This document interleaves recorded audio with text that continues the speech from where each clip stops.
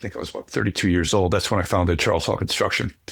And I started it out of a pain point. I had been fired, and I needed to figure out, what to do and where to go.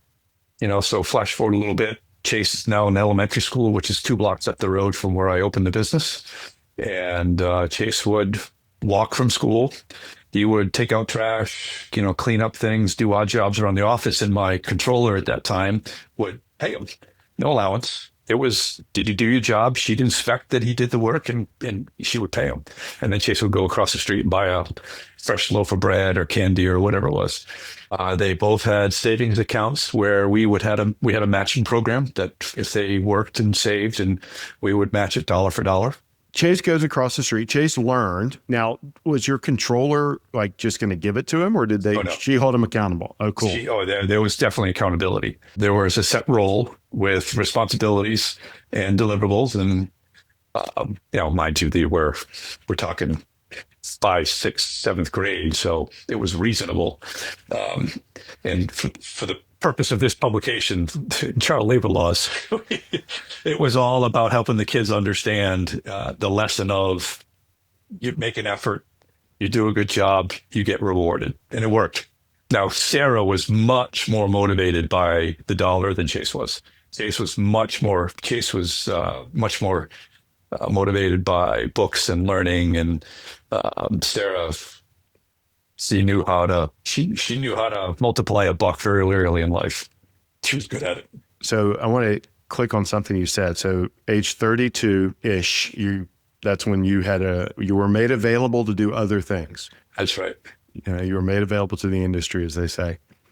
So from the time, you're an entrepreneur in your early teens until that point, were you an entrepreneur or were you working for somebody else? I went to the University of Cincinnati, put myself through school with my carpentry and, general Mr. Fix-It skills, graduated and went to work for Turner Construction Company. And at the time, they were the world's largest general contractor. I was working for someone else until I was 32. But I think I had a couple of different jobs in between there.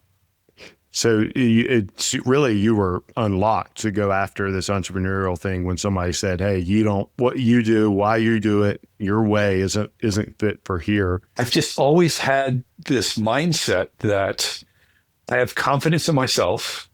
I have the confidence that I can deliver, and I know enough about myself, and I'm willing to, what's that saying? Be comfortable with being uncomfortable. Mm-hmm. That I was willing to lean into things that most people weren't. So when this opportunity came, my hardest sell was on Molly, right? New house, new car, a 5-year-old, a 1-year-old. And she's like, all right, where's the healthcare coming from? And where are the paychecks coming from? And I sold her on it. And she's been my champion, CEO ever since. Yeah, that's awesome. And I've heard you, for well over a year now, talk about how amazing she's been in this journey. And, I can't wait to talk to her and get her side of that story. So let me ask you this, if you were to putting on your hat now, and then I'm going to shut up and let Jeremy ask a few questions. Did you deserve to be fired? So would you have fired yourself? 100%. Probably would have fired myself a lot sooner. I had some tremendous success as a young man.